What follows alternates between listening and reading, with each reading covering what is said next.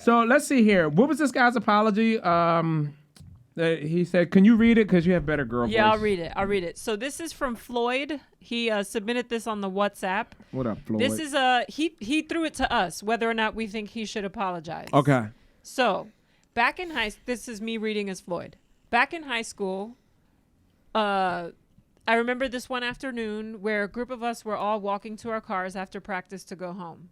My car was the closest to us, while one of our friends, let's call them Jordan to keep it unisexual, Jordan's car was the furthest from us.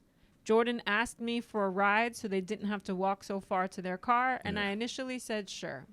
Couple more minutes into the walk, they started to get on my nerves, so I rescinded my offer and told them they should walk because they need to stop being lazy and pissing me off. Okay. Jordan didn't like that much, so when I got into my car, they sat on the trunk of my car and claimed they wouldn't move unless I gave them a ride. I asked them 2 times to get off my car so I could leave, and on the 3rd time, I turned my car saying, "I'm going to give you one more chance, get off my car."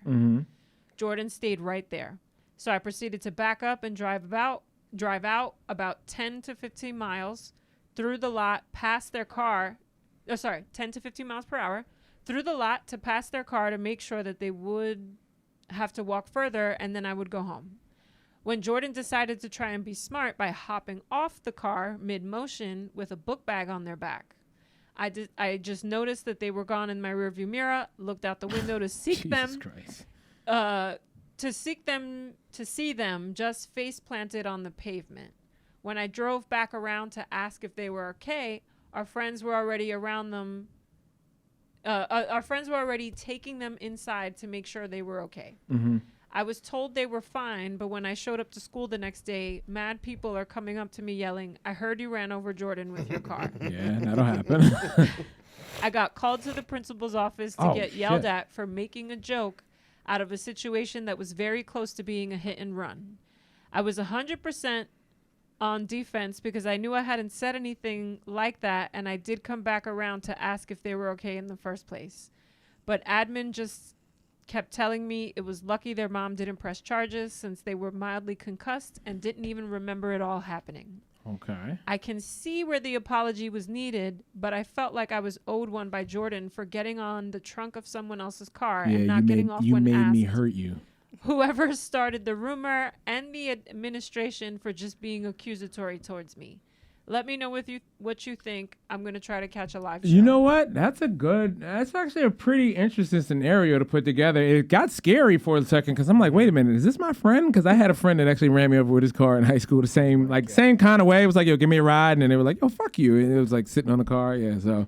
Oh, my God. What do you think, Figs?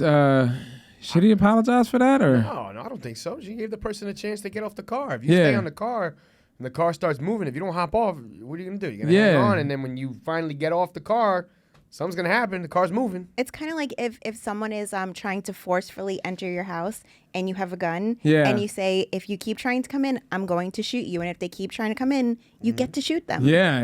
It's their fault. But I was your friend. Right. I will say, though, if Jordan apologized first and was like, you know what, I fucked up, I did the wrong thing, then it's okay for him to be like, oh, and I'm sorry if you got hurt from doing this. But he cannot apologize first. I like that you had it almost like a Saved by the Bell moment where they just can't, he goes to visit him in the hospital and he's got like the cast on his arm. Sorry, he's man. like, look, man, I'm sorry, man. Yeah, I'm sorry too.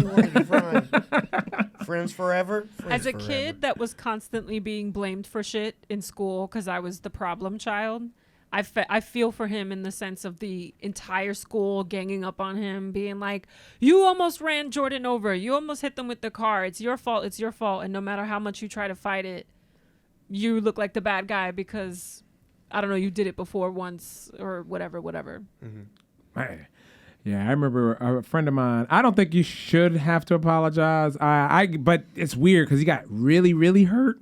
So concussion, that was it, right? You know, people try to use the bigger thing as a reason to not apologize, and it sucks. Do you think that they actually couldn't remember the whole thing, or you think that they were full of shit for that? Yeah, they're full of shit because they basically don't want to say like, what were you doing on the car? You know what I mean? Why would you jump on that man's car? Like, you get off of the fucking car. What's the matter with you? Are you insane? You know? But I had a friend that did that to me where same deal. We were like, we were going to, it was something like that. We were leaving work or something like that. And it was just like, yo, can you drive me to my car? I had to park all the way over here.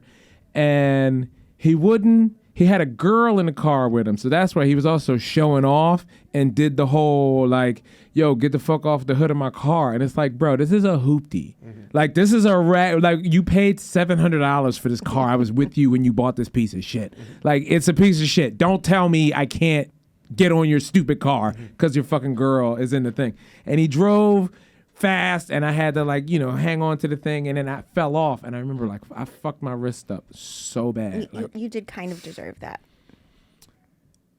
I guess so, but I was just pissed because I had like a brand new hat on. It was white and red, and I had like a white and red T-shirt on. And I'm all dirty from rolling on the ground. I had a date that I was still going on that night, which I still went. I went like a asshole, and I tried to use my hurt wrist to like extra gangster it up. Like, I remember I'm smoking cigarettes at the time. I was trying that phase of my life. So I'm like, yeah, man, my wrist is fucked up. We had to fuck some niggas up earlier today. So come on, let's go see this movie, you know? Did it work? It worked, but by the time the movie was over, my hand was so swollen that it was like, we need to go ice this thing. Like, we're not doing anything. Yeah. But that's how dedicated I was to getting laid. I denied icing it. I denied. No, I didn't. It was bad. It was bad. It was bad. It was a little legit kind of a car accident kind of thing, because it's like, oh yeah, I was thrown off of a moving car and rolled around in the street. But like, is it wrong for the driver? Like, the driver should know that something, you're gonna get hurt. Yes, the person's gonna get hurt, even though you're like, I'm giving you one more chance. It's like the gun, like you're gonna get. Yeah, but what do you sit there? You sit there forever and wait. Yeah, no, you'd be like, hey man, I guess you go, fuck, all right, jump in a car. No, fuck I don't know. them. I know it is. It's like, do you not realize I'm gonna move this car?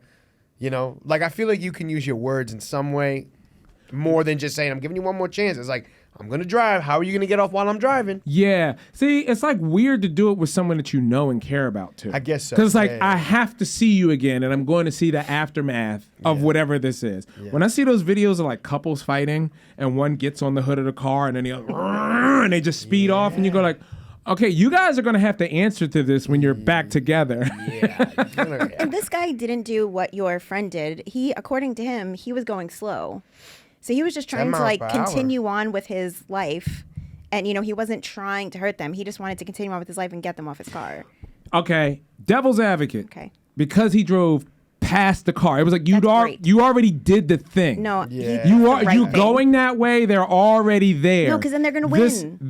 Yes. Yeah. But this intentional thing of you trying to win is how people get hurt. It was a personal This thing. is what I'm learning now. Everybody tell I'm the old black man, whatever. I'm learning this. It depends on your motivation. If your motivation is all about retaliation, somebody's going to get hurt. Yeah. You're fed up with your friend personally. You're like, I'm not going to let you, even though it's on the way, you're like, I'm not doing it. Right. You know? Okay, but it got personal. They're also doing it for retaliation because they're mad at him for not giving them a ride. They sacrificed themselves. I had a friend of mine. Turn the other cheek. I had a friend of mine that would always, when I would hang on the city with my boys, he would always just jump in a cab with us and not contribute. So one day I finally was like, hey, are you going to give us some money for the cab? And he was like, no, but you guys are headed that way. I was like, no, you can't. And that was like the end of our friendship because he was like, are you serious? I was like, get out. Every time he came in the cab with me, I got out the cab. I was like, I'm going to get another cab. Yeah. I was like, do not come in with me unless you're going to pay a little bit. He would just freeload and just jump in the taxi with us. Yeah, man. And eventually you put your foot down. And that's kind of like what this guy did. He was like, I'm not doing it. I'm not driving you. It's kind of fucked up. Dude, I had a friend, the same one that I told you on the previous thing about, who said, don't bring any women because I'm going to have it all covered. I ended up getting rid of this guy in my life, obviously. I needed to. He was like one of my first friends. He was like one of the first narcissistic friends that I had. That I think we all got that out of our system of dealing with a narcissist at like 15, 16 years old, that it was much easier as an adult. So thank you, Stan, for being a fucking narcissist while we were children. Yeah. But like he would do shit like, he didn't drive. He would be like, yo, come pick me up if we're about to go out. Yeah. And he would come out and then demand shotgun. Like, if someone was in the passenger seat, he'll open the door and it'll go as far as fists. Yeah, that's fucked up, man. So everyone would have to back down and just give him the thing, or he would either try to fight you or go in the house, right? If we did get him in the car, we would get to the venue and find out he has no money, no ID. That's the worst. Right? So it's like, did you ever plan on going out, or did you just want us to drink on your steps? Because that's usually how every night would end up happening. Just go back to my crib and just get some 40s. You know? Yeah. So then it'd be like, we would leave an event after finding out he don't have no money or no ID. And then, like, you know, we've drive sometimes across town for looking for a party. So we'd, like, have to get gas to go back home. And then you go to get gas. And, of course, you don't have no money for gas. But he will hand you change and be like, yo, can you get me some chips? And I hate these people. and you know where the change was coming from? Your car. Yeah. Because I used to collect the change in the ashtray. I thought that was such a dope thing. Like, to have an ashtray full of change, it just seemed like such a responsible, ballerific thing to come across a toll and be like, how much is it? 75. Wait a minute. 63 cents? Yeah, I got it, right? Dude. So accumulating the change was everything. It made me feel like an adult at 16, 17 years old. And this asshole was plucking my quarters out of the thing for dipsy doodles. Scumbag. And man. I had to like, dude, we gotta cut 'em go. off. You gotta go. The best squad you can obtain is when everyone is on the same page and we all have each other's back. You know, we go to the club, everybody's got a $5 for gas. Yeah. That's $20 for gas right there. Thanks, man. Yes, I'll pick you up because I know you got 10 on gas. You know what I'm saying? That guy sucked. Yeah. But I know that guy, and it's the same guy in a taxi. It's the same guy in a story. And my question is, were you that guy when you were on the hood? No. You weren't that guy. And It I was still more of a- refuse to okay. be that guy now. That's why I don't do too well in some of the newer circles. Because some of the newer circles that I'm around now, people have money and they want to pay for everything. And I'm like, Yeah. no, Yeah. like I don't want to be that guy. You know what I mean? Because I don't know when that wears off. Of course. You know what I mean? Like, so I'm the person that's like embarrassing a celebrity. Where like after we hop out of a Sprinter band, I'm like, you want me to Venmo you some money? Dude, get the fuck out of my face. Go on the. Oh, okay. Yeah. I'm just saying, it was like a lot of us and no one paid. Do you Yeah. No, but that's the awareness. You know, like you're saying that you're the opposite of being narcissistic. You have that awareness for everybody else. This episode of No Need for Apologies was performed in front of a studio full of people that were half listening while they were working on something else.